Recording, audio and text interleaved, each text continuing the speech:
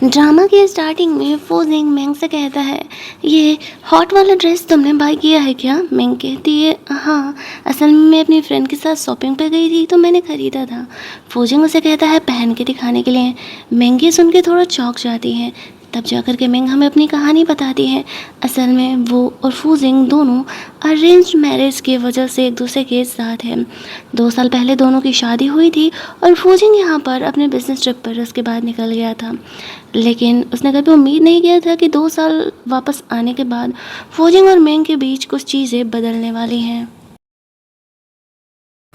फोजिंग ने पहले ही कह दिया था कि वो कभी नहीं चाहता है कि मेंग को उससे प्यार हो, और जैसे ही मेंग को उससे प्यार होगा वो उससे डाइवोर्स ले लेगा। मेंग से वो शादी इसलिए कर रहा है क्योंकि अभी उसका रीसेंट ब्रेकअप हुआ है और वो अपने बॉयफ्रेंड से मूव ऑन नहीं कर पाई है। उसे ऐसा ही रिलेशनशिप चाहिए था और मेंग को अपने मॉम डैड की मजबूरी की वजह से शादी करना पड़ता है। लेकिन इस डिसीजन पर फोजिंग इतना पछताने वाला था कि उसने कभी उम्मीद भी नहीं किया था। शादी वादी के बाद वो रिसेंटली बिजनेस ट्रिप पर निकल जाता है। आफ्टर दैट जब वो बिजनेस ट्रिप से लौटता है तो वो अब अपनी नॉर्मल लाइफ को आगे कंटिन्यू करना चाहता था। आज दोनों साथ में ब्रेकफास्ट कर रहे थे। अभी भी घर में दोनों के कमरे अलग ही थे। बात बात में मेंग कहती है कि इस तरीके से हमारा साथ रहना घर की मेड और तुम्हारे पेरेंट को यही दिखाएगा कि हमारे बीच सब कुछ नॉर्मल है और सब कुछ सही चल रहा है। तो इस बात पर फोजिंग उसे कहता है, तो प्रॉब्लम क्या है? अच्छी ही बात है ना, वैसे भी हमारे बीच चाहे जो भी हो फैमिली को ये बातें बताने की क्या ज़रूरत है। ये बात सुनकर के मेंग सोचती है, चाहे फूजिंग जो भी हो, उसने कभी एक्सपेक्ट नहीं किया था कि फूजिंग उसे उसकी फैमिली के सामने इस तरीके से सपोर्ट करेगा। उसकी माँ ने मेंग को ऐसे पब्लिकली थप्पड़ मार दिया था तो फूजिंग उसके लिए जाकर के उसके मॉम डैड से बात करता है, उनसे पब्लिक अपलॉजी मांगता है और साथ ही में ये भी डिमांड करता है आज के बाद ऐसा कुछ भी नहीं होना चाहिए। रास्ते टाइम वो मेंग को कहता है कि हम दोनों लीगल हस्बैंड वाइफ हैं, चाहे हमारे रिश्ते जो भी हों, मेरा काम है तुम्हें सपोर्ट करना, तुम्हें प्रोटेक्ट करना। ऐसा जब भी कभी हो तो तुम मुझे डायरेक्टली बता सकती हो, मुझे इस चीज़ से कभी कोई डिस्टर्बेंस नहीं होगा। मेंग कहती है ठीक है, वो कोशिश करेगी फूजिंग पर धीरे धीरे डिपेंडेंट होने का। लेकिन वो मन ही मन सोच रही थी कि फूजिंग कर क्या रहा है। एक तरफ तो उसने कहा था कि कोई भी उसके पर्सनल लाइफ को डिस्टर्ब नहीं करेगा और दूसरी तरफ उसकी ये सब हरकतें। आफ्टर दैट उसका इस तरीके से मेंग से वो ड्रेस पहन करके आने का डिमांड करना मेंग को कुछ अलग ही हिंट दे रहा था। बट वो फिर सोचती है कि फूजिंग उसका लीगल हस्बैंड है और हस्बैंड वाइफ के बीच में रोमांस तो होगा ही। फूजिंग ने कभी ये कॉन्ट्रैक्ट में ये नहीं कहा था कि वो दोनों फिजिकली इंटीमेट नहीं होंगे। थोड़ी देर बाद मेंग वो ड्रेस पहन करके आती है। फूजिंग उसकी खूबसूरती का बड़ाई करता है कि वो बहुत ही अच्छी लग रही थी और वो दोनों यहाँ पर फर्स्ट टाइम एक दूसरे को किस करते हैं। मेंग यहाँ पर काफ़ी सफोकेशन फील कर रही थी। फूजिंग से वो कहती है कि तुम दो काफ़ी स्किल्ड लग रहे हो। फूजिंग उसे कहता है कि मेरी कभी कोई गर्लफ्रेंड नहीं रही, लेकिन शादीशुदा के इस लाइफ को आगे नॉर्मली कंटिन्यू करने के लिए मैंने कुछ वीडियोस देख करके ये सब कुछ सीखा है। अब मेंग इस तरीके से इसके लिए लिटरली फूजिंग स्ट्रेंजर ही है। उसके साथ ऐसी बातें करना उसे काफ़ी ऑकवर्ड फील करा रही थी। बट वो फूजिंग के क्लोज नहीं थी तो वो उसे शेयर नहीं कर सकती थी उसे क्या पसंद है और क्या नहीं। वो दोनों यहाँ पर इंटीमेट होते हैं। अगले मॉर्निंग मेंग के जगने के पहले फूजिंग ने उसका फ़ोन वोन भी चार्ज पे लगा दिया था। काफ़ी लेट मेंग की नींद खुलती है। वो देखती है वो फूजिंग के कमरे में ही सो रही है। अपना फ़ोन चेक करती है तो उसे पता चलता है कि फूजिंग ने तो पहले ही उसका फ़ोन चार्ज में लगा दिया था। उसे ये सब कुछ फूजिंग की हरकतें काफ़ी ऑकवर्ड फील करा रही थी। वो अपनी दोस्त से बात करती है, ये सारी चीज़ें शेयर करती है। उसकी दोस्त से समझाती है कि मे बी वो तुम्हारे साथ एक नॉर्मल लाइफ जीना चाह रहा होगा, इस वजह से वो ये सब कुछ कर रहा होगा। वो उसके लिए लंच बना करके रखा हुआ था, इसी वजह से मेंग फूजिंग के लिए डिनर बना करके उसके आने का वेट करती है। वो ऑफिस से आता है तो दोनों साथ में बैठ करके खाना खा रहे थे। मेंग ने जो कुकी बनाई थी वो गलती से हार्ट शेप की बन गई थी। वो फूजिंग को एक्सप्लेन करने लगती है कि असल में ये गलती से हो गया, वो जानबूझ करके हार्ट शेप नहीं बनाना चाह रही थी। जो रूल्स यहाँ पर फूजिंग ने दिए थे वो उसे पूरी तरीके से पूरा करेगी और कभी फूजिंग से प्यार नहीं करेगी। लेकिन अब जब फूजिंग मेंग के मुँह से ये सारी बातें सुनता है तो उसे काफ़ी डिस्कम्फर्ट फील हो रहा था। मेंग को लगता है कि फूजिंग अब भी गुस्सा है।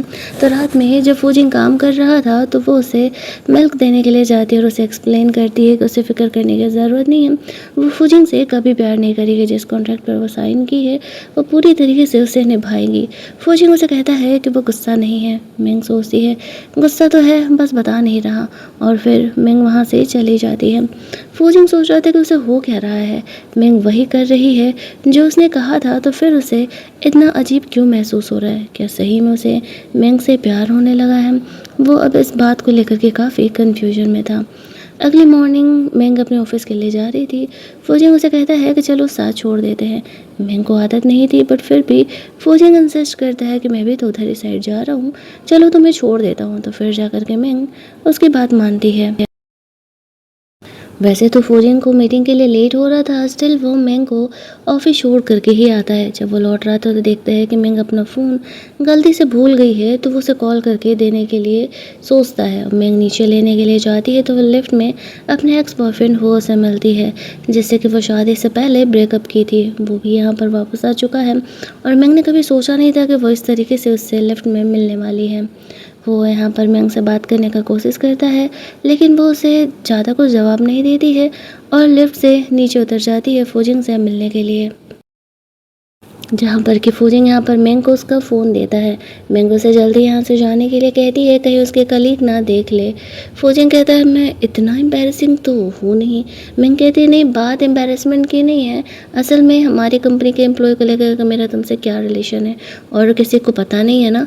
ये सब कुछ बात करके मेंग वापस लिफ्ट की तरफ जा रही थी, तभी वो दोबारा उससे बात करने के लिए आ जाता है। फूजिंग यहाँ पर सामने आता है और वो जानबूझ करके मेंग से क्लोजनेस दिखाते हुए कहता है ऑफिस के बाद वो उसे रिसीव करने के लिए आ जाएगा।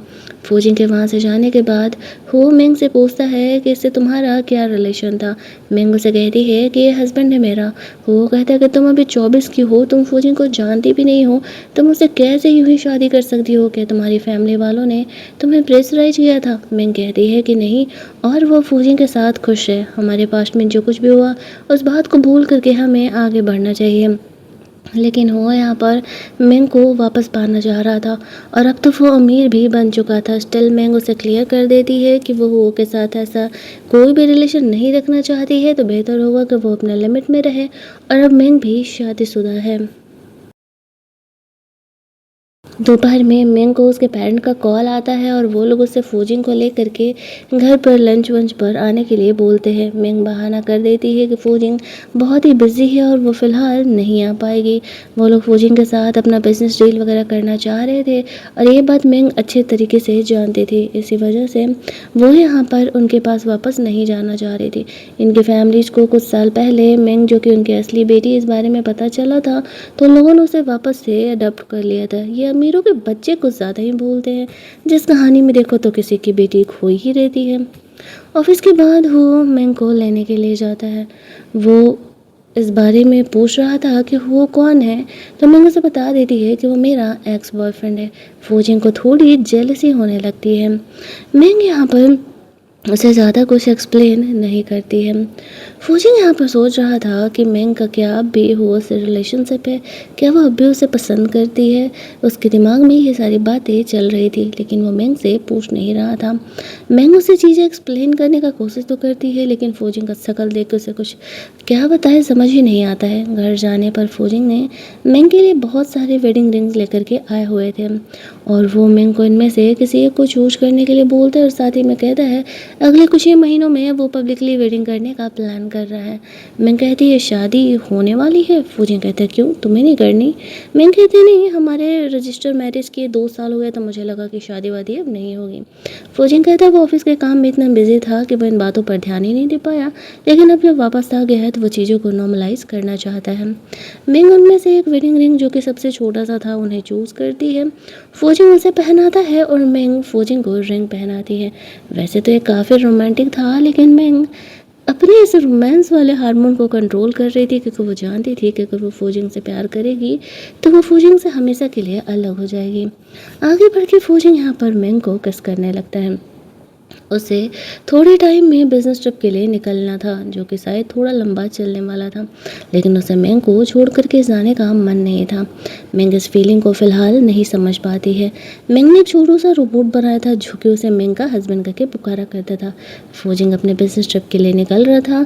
जाने से पहले ना जाने क्यों वो उसे किस कर लेता है। मेंग भी इस चीज़ से कन्फ्यूजन में थी और खुद फूजिंग भी सोच रहा था कि क्या वो मेंग को गुड बाय किस कर रहा था। आखिरकार उसे होता क्या जा रहा है? वो मिंग से खुद को अलग क्यों नहीं रख पा रहा है? वो बिजनेस ट्रिप के लिए निकल जाता है और मिंग यहाँ पर कंफ्यूजन में ही थी। अपने रोबोट से भी पूछती है कि इसका क्या मतलब है।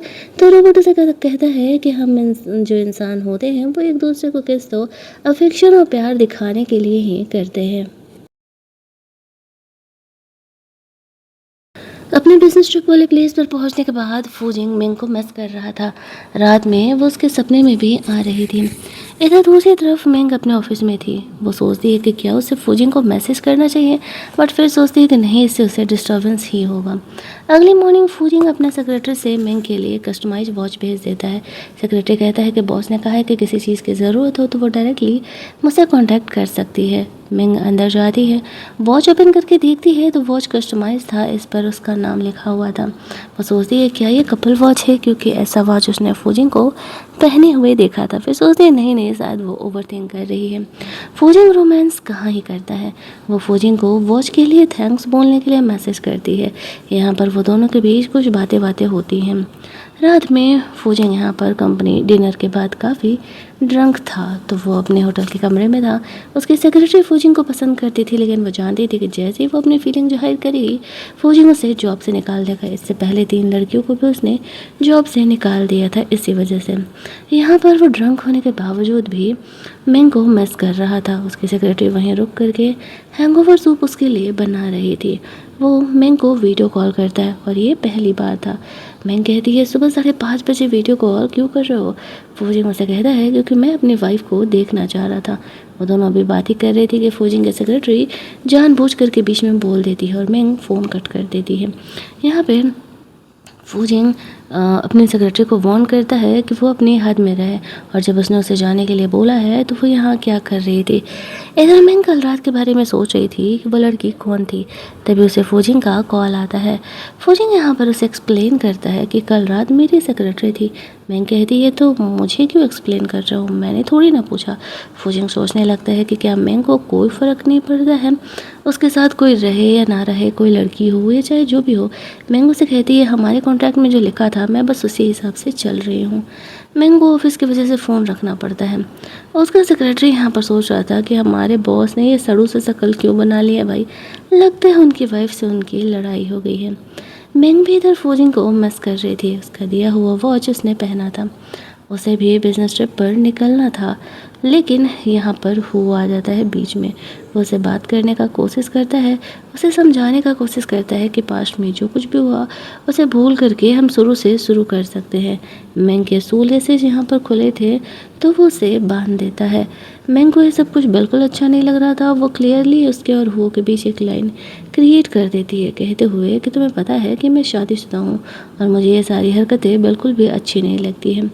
आफ्टर दैट वो कंपनी की तरफ से पार्टी में चली जाती है, जहाँ पर कि हुओ की रिसेंट फियोंसे लिली, जो कि फूजिंग की बहन थी, वो मिंग पर गुस्सा करती है कि उसने हुओ को पटाने का कोशिश किया है। साथ ही में वो फूजिंग को कंप्लेन भी कर देती है। उसे वो फ़ोटो भी भेज देती है जिसमें कि हुओ मिंग के सूले से बांध रहा है। स्टिल फूजिंग यहाँ पर मिंग पर ट्रस्ट करता है। भले ही वो बहुत जेलस था, फिर भी अपनी बहन लिली को डांटते हुए कहता है कि वो ये सारी फिजूल की बातें ज़्यादा ना सोचें। ये फ़ोटो देखने के बाद अब फूजिंग को काम में मन ही नहीं लग रहा था। वो मिंग यहाँ पर उसे कॉल करती उसे एक्सप्लेन करने के लिए। वो कहती है लिली ने तो तुम्हें कंप्लेन कर ही दिया होगा, लेकिन मेरे और हुओ के बीच में ऐसा कोई भी रिलेशन नहीं है जो कि उसने तुम्हें एक्सप्लेन किया हो। हाँ, वो मेरा एक्स बॉयफ्रेंड है, बट अब मैं उसे प्यार नहीं करती हूँ।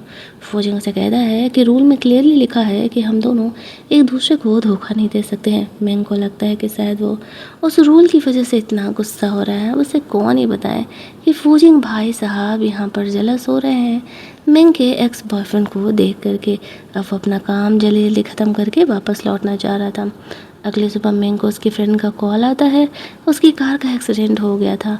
वहाँ पहुँचने पर उसे पता चलता है कि ये कोई और नहीं फूजिंग का फ्रेंड ही है। अब उसकी कार बहुत ज़्यादा ही महंगी थी और कंपनसेशन तो अच्छा खासा पैसा लगने वाला था। तो वो फूजिंग को कॉल करती है। उस टाइम फूजिंग ऑपरेशन में था, मतलब हॉस्पिटल में था। मिंग को पता नहीं था। वो अपने फ्रेंड से बात करता है और इस बात को रफा दफा करने के लिए बोलता है। तभी यहाँ पर मिंग को पता चलता है कि एक्चुअल में फूजिंग तो हॉस्पिटल में है, उसके पेट में कुछ प्रॉब्लम हो गया है और वो यहाँ पर हॉस्पिटल में एडमिट है, उसे ऑपरेशन भी कराना पड़ेगा। मिंग को जब ये बात फूजिंग के सेक्रेटरी के थ्रू पता चलती है तो वो सब कुछ छोड़ करके फूजिंग को देखने के लिए अब अदर कंट्री हॉस्पिटल के लिए निकल जाती है। उसकी फ्रेंड तो समझ ही जाती है कि मिंग को भी फूजिंग से प्यार हो गया है, तो वो उसके लिए इतना कर रही है। अगली मॉर्निंग जब फूजिंग की आँख खुलती है तो वो सामने मिंग को देखता है। उसे देख करके वो थोड़ा शॉक हो जाता है। मिंग को वो कह रहा था कि वो यहाँ क्या कर रही है। मिंग कहती है कि अगर वो उसे डिस्टर्ब कर रही है तो वो होटल के कमरे में जाकर के वेट कर सकती है। फूजिंग उसे समझाता है कि नहीं, ऐसा कुछ भी नहीं है, असल में मैंने उम्मीद नहीं किया था कि मैं तुम्हें यहाँ देखूँगा, इसलिए थोड़ा सा शौक में हूँ। मिंग उसे कहती है तुम मेरा इतना फिक्र करते हो, क्या तुम मुझे अपनी वाइफ नहीं मानते हो? तुम ऑपरेशन थिएटर में थे, तुम्हें मुझे ये बात बतानी चाहिए थी ना। फूजिंग उसे कहता है कि मैं तुम्हें परेशान नहीं करना चाहता था, इसी वजह से। मिंग बाहर बैठ करके बात कर रही थी फ़ोन पर। तभी फूजिंग के सेक्रेटरी यहाँ आकर के शो ऑफ करने लगती है। वो तो बस फूजिंग का केयर कर रही थी, वो उसका बॉस है ना, इसी वजह से वो मिंग को लेने के लिए नहीं आ पाई। अब इतनी छोटी सी बात लेकर के तो मिंग जेलस नहीं होगी ना कि दो लड़कियाँ एक लड़के के लिए लड़ाई करें। मिंग यहाँ पर फूजिंग को कॉल पर रखी हुई थी और वहाँ पर वो अपने सेक्रेटरी की सारी बकवास को सुन लेता है और उसे सीधे ही जॉब से निकाल देता है। जहाँ पर कि मिंग उसे कहती है मैं तुम्हारे इस हरकत के लिए तुम्हें माफ़ नहीं करने वाली हूँ। फिर वो फूजिंग के पास जाती है जहाँ पर कि वो अब भी काम कर रहा था। तो वो उसे कहती है डॉक्टर ने उसे रेस्ट करने के लिए बोला है, उसको ऑपरेशन हुआ और वह इस तरीके से बैठ करके काम नहीं कर सकता है।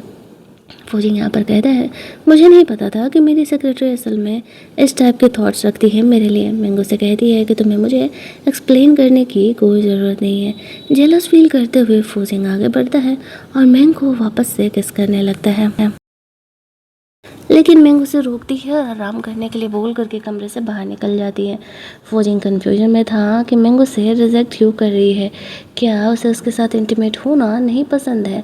बट मिंग तो यहाँ पर फूजिंग का ख्याल कर रही थी, ये कहते हुए तुम्हारा अभी अभी ऑपरेशन हुआ है और हमारा इंटीमेट होना सही नहीं है। आई थिंक कि तुम्हें पहले पूरी तरीके से ठीक हो जाना चाहिए, आफ्टर दैट हम देखते हैं आगे क्या करना है। हॉस्पिटल से डिस्चार्ज होने के बाद फूजिंग मिंग के साथ लंच करने के लिए जाता है, जहाँ पर कि उसने मिंग को एक प्यारा सा डायमंड नेकलेस गिफ्ट किया था। वैसे तो वो कहता है कि उसने नेकलेस कैजुअली बाई किया है, लेकिन उसके सेक्रेटरी को बोल करके उसने डायमंड नेकलेस अर्जेंट बेसिस पर कस्टमाइज करवाया था। मिंग को वो सरप्राइज़ देना चाह रहा था। अब मिंग ने उसके लिए इतना सब कुछ किया तो वो भी उसके लिए कुछ करना चाह रहा था। उनका ये सिंपल सा कैंडल लाइट डिनर का अरेंजमेंट था, जिसके बाद वो दोनों यहाँ पर रोमांस करते हैं। मिंग को फूजिंग की फ़िक्र हो रही थी कि उसे टाँके वाके लगे हैं, कहीं कोई प्रॉब्लम ना हो जाए, लेकिन फूजिंग भाई साहब अब कहाँ रुकने वाले थे। अगले कुछ दिनों तक अभी फूजिंग को यहीं रुकना था। मिंग जैसे ही नोटिस करती है कि फूजिंग अब कुछ सही फील कर रहा है तो वो अपने शहर लौट जाती है। उस सुबह जब वो ऑफिस में थी तब उसे ब्रेकफास्ट रिसीव होता है।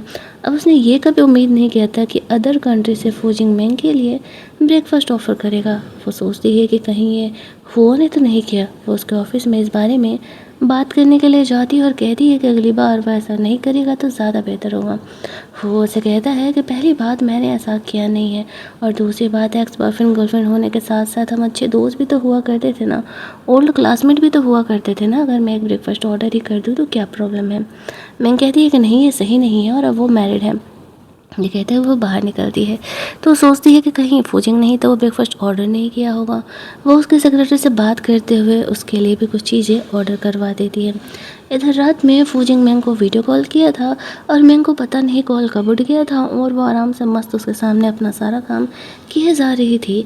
अब फूजिंग तो उसके डेली रूटीन को देख करके फुल ऑन एंजॉय कर रहा था। मिंग को जब ध्यान आता अरे ये तो वीडियो कॉल पर है, वो कहती ओ मुझे पता नहीं था कि वीडियो कॉल पर तुम हो, पता नहीं है कॉल कैसे अटेंड हो गया। फौजी वहाँ पर काम कर रहा था और मैं यहाँ पर बैठ कर के उसके साथ डिनर कर रही थी। वो दोनों डे बाई डे काफ़ी क्लोज आ चुके थे, बस उन दोनों में से किसी को इस बात का एहसास नहीं था। नेक्स्ट डे मेंग ने फूजिंग के लिए उसके सेक्रेटरी से कॉफ़ी ऑर्डर करवाया था, जबकि वो दूसरी कंट्री में था, और ये छोटा सा जेस्चर फूजिंग को मेंग के काफ़ी करीब कर देता है। वहीं दूसरी तरफ वो कुछ चीज़ें बाई करना चाह रही थी, कुछ कपल की चीज़ें, जो कि यहाँ पर फूजिंग वापस लौटे तो उसे देख करके काफ़ी अच्छा लगे। वो अपनी फ्रेंड के साथ शॉपिंग वॉपिंग करने के लिए जाती है। उसकी फ्रेंड यहाँ पर कह रही थी कि बहन, तुम्हारा और फौजिंग का प्राइवेट लाइफ कैसा चल रहा है, सब कुछ सही तो है ना। मैं कहती हाँ सब सही है, बस उसने मुझसे कहा है कि मैं उससे कभी प्यार नहीं कर सकती और मुझे भी इस चीज़ से कोई प्रॉब्लम नहीं है।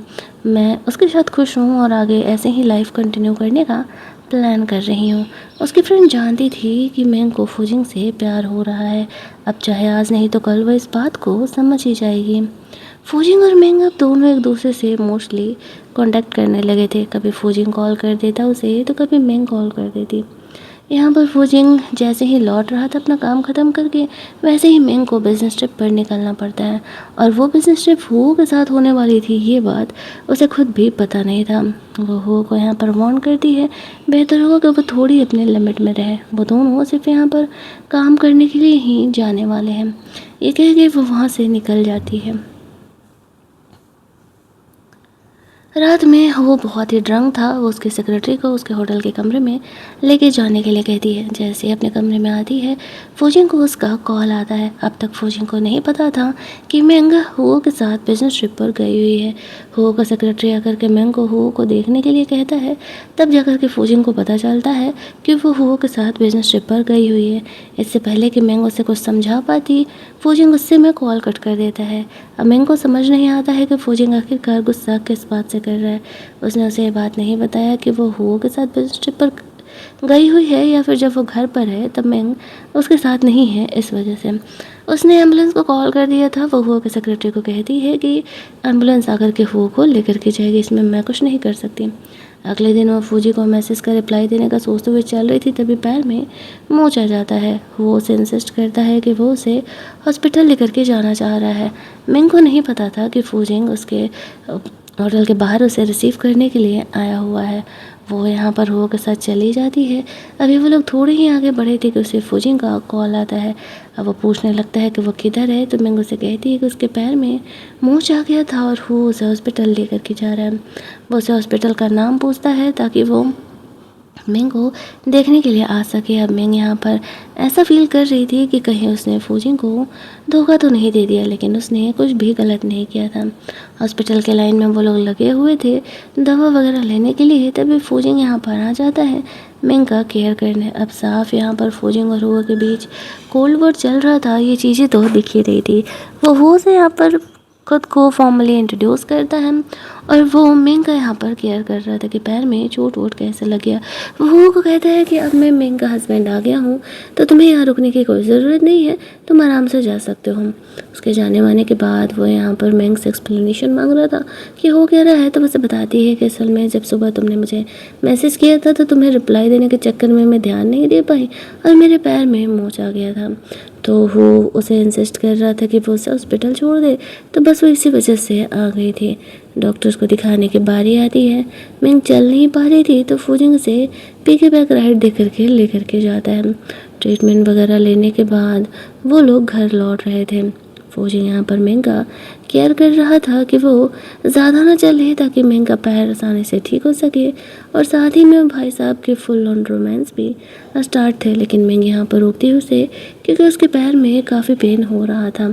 फौजिंग यहाँ पर उसके पैरों में दवा लगाता है। वो लोग हुआ के बारे में बात कर रहे थे। वो कहता है अब चाहे तुम्हारा हुआ से जो भी रिलेशन हो, उसने मेरी वाइफ का ध्यान रखा है, उसका हेल्प किया है पैर में चोट लगने की वजह से, तो मुझे उसे थैंक्स तो बोलना ही चाहिए। मेंग को ऐसा लग रहा था कि फौजिंग उससे प्यार थोड़ी करता है, जो उसे जेलसी होगा इस बात से कि वो उसका एक्स बॉयफ्रेंड है। शायद वो ओवरथिंक कर रही है। फौजिंग यहाँ पर मेंग को अपने रिलेशन में सॉरी और थैंक्स नहीं बोलने के लिए बोलता है। आज से मिंग के पैर में चोट था तो फूजिंग के घर पे नैनी को रखा हुआ था। अब नैनी की वजह से उन दोनों को सेम ही कमरे में रहना था। वो मिंग के ऑफिस लौटने का वेट कर रहा था, लेकिन मिंग तो अपनी फ्रेंड के साथ थी। उसका रिसेंट में ब्रेकअप हुआ था और वो उसे क्लब लेकर के चली गई थी, जहाँ पर उसने खुद के लिए कुछ मेल मॉडल्स बुक किया था। वो लोग यहाँ पर मिंग को भी सर्विस दे रहे थे। फौजिंग के कॉल आने पर मिंग बाहर जाती है। फौजिंग को तो पहले ही पता चल गया था कि मिंग क्लब गई हुई है। वो मिंग के लिए रूल लगा देता है कि आज रात 10 बजे के बाद आज से तुम घर के बाहर नहीं रहोगे, 10 बजे तक तुम्हें घर आ जाना है। घर जाने पर फौजिंग गुस्सा था, लेकिन वह गुस्सा ना होने की एक्टिंग कर रहा था। मिंग यहाँ पर जाकर के उसे एक्सप्लेन करने लगती है कि असल में उसकी फ्रेंड लिली का ब्रेकअप हुआ था और वो उसे क्लब लेकर के चली गई थी। उन्होंने ज़्यादा कुछ किया नहीं, ज़्यादा ड्रिंक वगैरह भी नहीं पिया, और फिर ऐसे फौजिंग के कर्फ्यू की वजह से वो घर आ गई। यहाँ पर फौजिंग उसे कहता है कि देखो, मैं तुम्हें लिटरली समझा रहा हूँ कि हम दोनों लीगल हस्बैंड वाइफ है ना। अब मैं जब किसी अपोजिट सेक्स के साथ कोई ये नहीं रखता हूँ तो तुम्हें भी वही मेंटेन करना चाहिए। तुम भी किसी लड़के के ज़्यादा क्लोज नहीं हो सकती हो। मैं इनको लगता है ओह, तो ये कॉन्ट्रैक्ट के बारे में बोल रहा है। उसे कुछ नहीं बोलती है।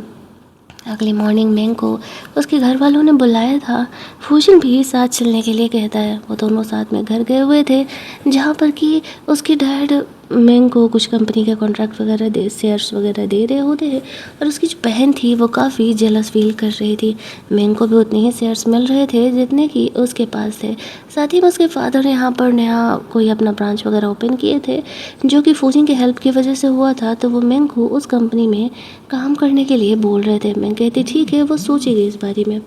वहाँ से बाहर निकलने के बाद वो यहाँ पर फूजिंग को थैंक्स बोलती है, क्योंकि उसकी हेल्प की वजह से असल में उन्हें अच्छे खासे पैसे मिले हैं। फूजिंग उसे कहता है मैंने कहा था ना कि मुझे थैंक्स और सॉरी नहीं चाहिए। ये कहते हुए आगे बढ़ता है और मिंग को किस कर लेता है। रात में मिंग सोच रही थी कि भले उसे फूजिंग से प्यार हो गया है, लेकिन वो ये बात कभी उसे पता नहीं चलने दे सकती है, क्योंकि अगर ये बात पता चला तो फिर फूजिंग उसे डिवोर्स दे देगा। अगले मॉर्निंग जब वो जगता है तो उसे पता चलता है कि मिंग अपने घर गई हुई है। वहाँ पर वो फूजिंग को साथ लेकर के नहीं गई थी। फूजिंग का उसके दोस्तों का कॉल आता है और शाम में वो लोग उसे मिलने के लिए बुलाते हैं, तो वो चला जाता है। जहाँ पर कि उनमें से किसी की शादी नहीं हुई थी, सिर्फ फूजिंग एक था जिससे कि शादी उसकी हो चुकी थी। अब वो लोग उसे कह रहे थे भाई, लेकिन तू तो कभी किसी से प्यार नहीं करता था और फिर तुझे अपनी बीवी की इतनी फ़िक्र हो रही है। वो कहता है हाँ, अब उसके साथ मैं इतने टाइम से रह रहा हूँ, केयर करना तो नेचुरल है ना।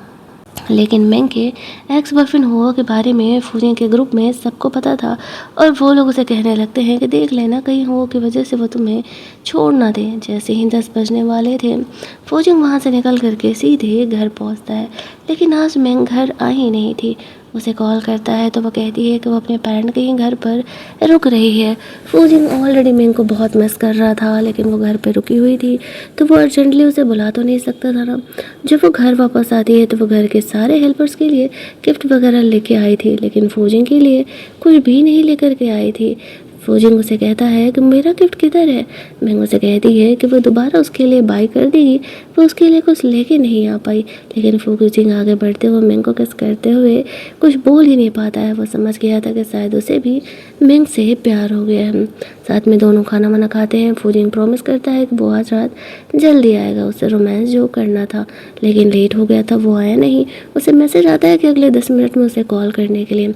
असल में फूजिंग अपने बिजनेस पार्टनर्स के साथ बैठा हुआ था और वो लोग उसे जाने ही नहीं दे रहे थे। जैसे ही मिंग का कॉल आता है, फूजिंग बहाना कर देता है कि मेरी वाइफ इंसिस्ट कर रही है घर आने के लिए, तब तो जाना ही पड़ेगा। बात फैमिली की आती है तो फिर उसके जो बिजनेस पार्टनर्स थे वो लोग उन्हें जाने के लिए अलाउ कर देते हैं। यहाँ पर फूजिंग घर पहुँचता है तो वो काफ़ी ड्रंक था।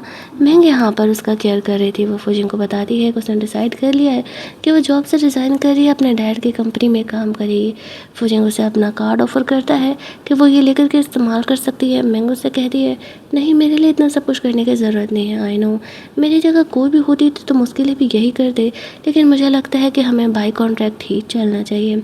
मैंने अपना जॉब वॉब का इंतज़ाम वैसे भी कर लिया है मॉम डैड के साथ। उनकी कंपनी में तो मैं काम करने ही वाली हूँ। अब तुम काफ़ी टायर्ड हो गए होगे, तुम भी आराम कर लो। ये कह के मेंग अपने कमरे में चली जाती है। फौजिंग यहाँ पर सोच रहा था कि क्या सच में अगर मेंग की जगह कोई और होती तो वो उसके लिए इतना ही सब कुछ करता। क्या सच में उसे मेंग की जगह कोई भी होती तो उसे उससे भी प्यार हो जाता। अब वो इस बात को लेकर के थोड़ा सा कन्फ्यूजन में था, लेकिन उसे नहीं पता था कि मेंग उसके दिल में एक अलग ही जगह मेंटेन करती है। मेंग की जगह कोई और नहीं ले सकता है।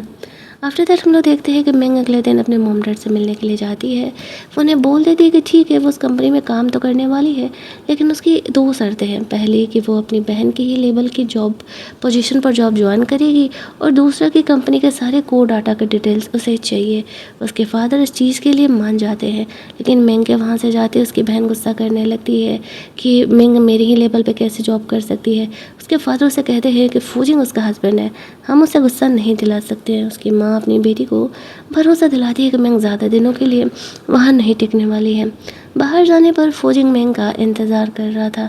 मेंग उसे थैंक्स बोलती है, क्योंकि अगर फूजिंग का साथ नहीं होता तो शायद आज जो कुछ कुछ मेंग को मिल रहा है वो उसे कभी मिलने नहीं वाला था। वहाँ फूजिंग के कार में एक लड़की की लिपस्टिक मिलती है। मेंग उसे कुछ भी नहीं पूछती है।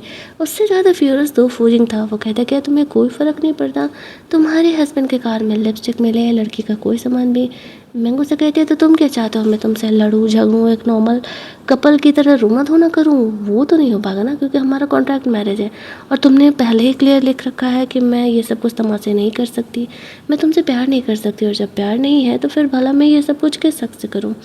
अब फूजिंग का मुँह ही बंद हो जाता है, क्योंकि फैक्ट तो यही है, उसी ने तो ये सारी शर्तें रखी थी कि मैं यहाँ पर उससे कभी प्यार नहीं कर सकती। तो फिर वो यहाँ पर क्यों ही अब हेजिटेट कर रहा है, और क्यों ही चाह रहा है कि मैं वही सब कुछ करे जो कि एक नॉर्मल कपल करते हैं, साथ में लड़ना झगड़ना, शक करना, बात बात पर कॉल मैसेज करके पता करना कि वो किधर है। मेंग ने इन सब में से कभी कुछ नहीं किया। शाम में फूजिंग अपने दोस्तों के साथ था। उसका फ्रेंड कहता है सॉरी, मेरी गर्लफ्रेंड ने अपनी लिपस्टिक तुम्हारी कार में गलती से छोड़ दी थी। 2 दिन पहले मैं तुम्हारा कार लेकर के गया था, मेंग ने कुछ गलत तो नहीं समझा ना? फूजिंग कहता है नहीं, उसे तो फ़र्क ही नहीं पड़ता। उसके दोस्तों से कहने लगते सही है भाई, तेरी बंदी तुझसे प्यार ही नहीं करती है, इसका मतलब हमारी बंदियां हमें 50 कॉल मैसेज करके परेशान करते रहती हैं घर वापस आने के लिए, और एक तेरी वाइफ है कि तुझे कभी कोई कॉल या मैसेज ही नहीं करती है, चाहे तो कितनी रात तक भी कहीं भी रह। फूजिंग को ये सारी चीज़ें काफ़ी खलने लगती है, क्योंकि वो देख रहा था उसके सारे दोस्त जो नॉर्मल रिलेशनशिप में थे उनकी बंदियाँ मोस्टली उन्हें कॉल करते रहती थी। अगले दिन फूजिंग मेंग के साथ फैमिली डिनर पर जाता है। ये फूजिंग का फैमिली डिनर था, जहाँ पर केलेली अपने बॉयफ्रेंड हुओ को भी लेके आई हुई थी फैमिली को मिलाने के लिए। यहाँ पर मेंग बिल्कुल नॉर्मल बिहेव करती है, उसे वैसे भी हुओ से कोई मतलब नहीं था, और हुओ और मेंग के रिलेशनशिप के बारे में उनके कुछ करीबियों को ही पता था कि वो दोनों एक्स बॉयफ्रेंड गर्लफ्रेंड रह चुके हैं। लौटते समय यहाँ पर हुओ मेंग की पसंद नापसंद जानबूझ करके फूजिंग को बताता है कि उसे गाजर खाना नहीं पसंद है। अब फूजिंग सोचने लगता है कि वो और मेंग पिछले 3 सालों से मैरिड है, स्टिल वो मेंग के बारे में कुछ भी नहीं जानता है। उसे ये बातें और भी जेलस फील कराने लगती है। वो लोग घर जाते हैं। वहाँ पर वो मेंग से पूछता है आखिरकार उसका और हुओ का ब्रेकअप क्यों हुआ था। मेंग उसे रीज़न दे ही नहीं पाती है कि आखिरकार वो दोनों क्यों अलग हुए थे। फूजिंग उसे कहता है ठीक है, अगर वो पास्ट के बारे में बात नहीं करना चाहती है तो वो उससे नहीं पूछेगा। मेंग कहती है बस समझ नहीं आ रहा है कि तुम्हें कैसे बताऊँ। फूजिंग समझ जाता है कि मेंग उसके अराउंड इस क्वेश्चन से अनकंफर्टेबल फील कर रही है, तो वो उससे ज़्यादा सवाल नहीं करता है। वो उसे कहता है कि वो उसे जानने की कोशिश कर रहा है मेंग को क्या पसंद है क्या नहीं। मेंग थोड़ा चौंक जाती है कि आखिरकार उसका बिहेवियर इतना बदला हुआ से क्यों है। अगले मॉर्निंग मेंग को उसकी फ्रेंड का कॉल आता है, और वो उसे वापस से मिलने के लिए कह रही थी। पिछली बार तो जो उसकी फ्रेंड ने कांड किया था ना, उसके बाद मेंग उससे मिलने के लिए जाती है तो वो उससे और बड़ा कांड करके रखी थी। वो कहती है बहन मुझे पता है तू ना फूजिंग के साथ शादी में खुश नहीं हो, पर उसने जो कॉन्ट्रैक्ट साइन किया था ना, इस वजह से मैं डाइवोर्स लॉयर लेकर के आई हूँ, तूने इससे सारे टर्म्स एंड कंडीशन समझ ले। और ये बात है फूजिंग के दोस्तों को पता चल जाता है। उन्हें ऐसा लगने लगता है कि मेंग एक लॉयर फ्रेंड से मिल रही है, तो कहीं वो फूजिंग को डाइवोर्स देने का तो प्लान नहीं कर रही। और वो फूजिंग को कॉल करके बताने का कोशिश करते हैं, लेकिन उन्हें ऐसे बताने का हिम्मत ही नहीं होता है। इधर मेंग अपनी कंपनी में काम करने में लगी हुई थी। और उसने डैड की कंपनी संभाल ली थी और सब कुछ धीरे धीरे बैक टू नॉर्मल भी वो कर रही होती है। फूजिंग मेंग को मैसेज करता है कि वो अपने दोस्तों के साथ क्लब जा रहा है।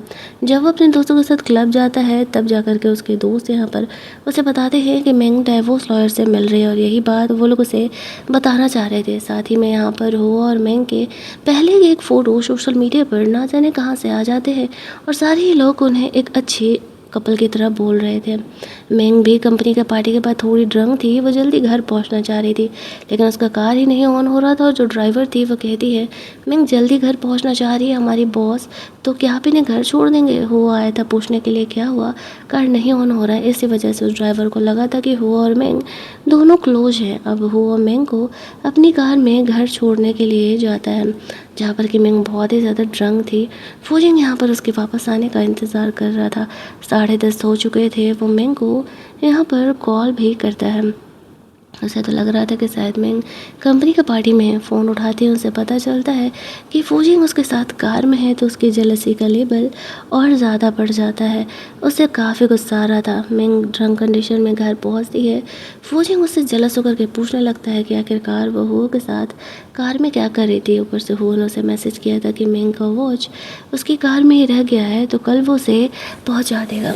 अब वो मेंग से कहने लगता है कि वो बार बार हो का नाम क्यों ले रही है। जेलसी में वो आगे बढ़ता है, मेंग को किस करने लगता है और उसके साथ इंटीमेट भी होता है।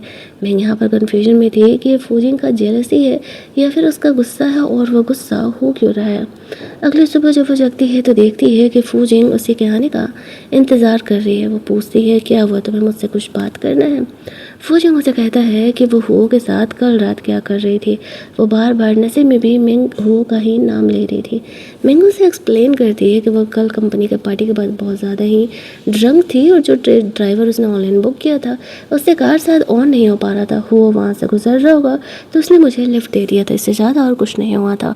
फूजिंग मेंग से पूछता है कि क्या वो अभी हो से प्यार करती है। वो कहती है नहीं। तो फूजिंग अब खुद को रोक नहीं पाता है। उसे कहता है कि वो इस कॉन्ट्रैक्ट को ख़त्म करना चाहता है। वो मेंग से बहुत प्यार करता है। वो इस रिश्ते में बेवफाई बर्दाश्त कर सकता है, भले वो हो को भी प्यार करे, लेकिन वो ये कभी बर्दाश्त नहीं करेगा कि मेंग उसे छोड़ करके जाए। वो मेंग के साथ अब एक नॉर्मल रिलेशनशिप में नॉर्मल हस्बैंड वाइफ की तरह रहना चाहता है। वो अपने जो भी उसका डिसीजन था उस पर पछता रहा है कि उसने मेंग के साथ कॉन्ट्रैक्ट मैरिज करने के लिए क्यों बोला। इस पॉइंट पर मेंग हंसने लगती है और वो भी उसे क्लैरिफाई करती है उसका हो से ऐसा कोई रिलेशन नहीं है। उसे भी फूजिंग से प्यार हो गया है, बस वो उसे ये बातें इसलिए नहीं बता रही थी क्योंकि उसे डर था कि कहीं वो उसे कॉन्ट्रैक्ट के हिसाब से डाइवोर्स ना दे दे। फूजिंग ये बात सुन करके बहुत ही खुश हो जाता है कि फाइनली मेंग को भी उससे प्यार हो चुका है। अगले दिन वो मेंग के लिए एक नॉर्मल कॉन्ट्रैक्ट मंगाता है जिसमें कि लिखा हुआ था कि अगर फूजिंग उसे कभी रिलेशनशिप में धोखा दिया तो वो अपनी सारी प्रॉपर्टी मेंग के नाम कर देगा, और पहले वाले कॉन्ट्रैक्ट को वो इनवैलिड कर देता है, उसे फाड़ देता है। मेंग इस चीज़ से बहुत ही खुश थी कि फूजिंग कम से कम अब उससे प्यार करने लगा है। वो के साथ रिलेशनशिप में तो वो कब का मूव ऑन कर चुकी थी। सोचो फूजिंग उससे कितना प्यार कर रहा होगा, या फिर एट द मोमेंट उसने कह दिया होगा कि वो मेंग की चीटिंग को भी बर्दाश्त कर सकता है लेकिन उसका साथ छोड़ना नहीं। तभी वो यहाँ पर उसे मेंग को उसका वॉच लौटाने के लिए आ गया था, जहाँ पर मेंग उसे क्लियर कर देती है कि वो अपने लाइफ में बहुत ही खुश है और वो ये चाहती है कि वो अपने लाइफ में आगे बढ़े। फूजिंग ने यहाँ पर हो का ट्रांसफ़र दूसरी ब्रांच में कर दिया था, जिस वजह से उसे दूसरे शहर जाना था और वो यहाँ पर मेंग से मिल नहीं पाता। लेकिन हो ने भी शायद इस बात को एक्सेप्ट कर लिया था कि मेंग अपने लाइफ में खुश है, और वो उसके लिए खुश था कि वो लाइफ में आगे मूव ऑन कर चुकी है। रात में मेंग यहाँ पर फूजिंग से कहती है तुमने कहा था ना कि मैंने हो से ब्रेकअप क्यों किया, वो तो खुद मुझे भी नहीं पता, हम में से किसी की गलती नहीं थी। फ्लैशबैक में दिखाया जाता है मेंग और हो रिलेशनशिप में थे और अचानक से एक दिन मेंग हो के मॉम डैड को लड़ते हुए सुन लेती है। हो के डैड मेंग पर बुरी नज़र रख रहे थे। वो हो और मेंग की शादी इसलिए कराना चाह रहे थे क्योंकि मेंग की शक्ल उनके फर्स्ट लव से मिलती थी।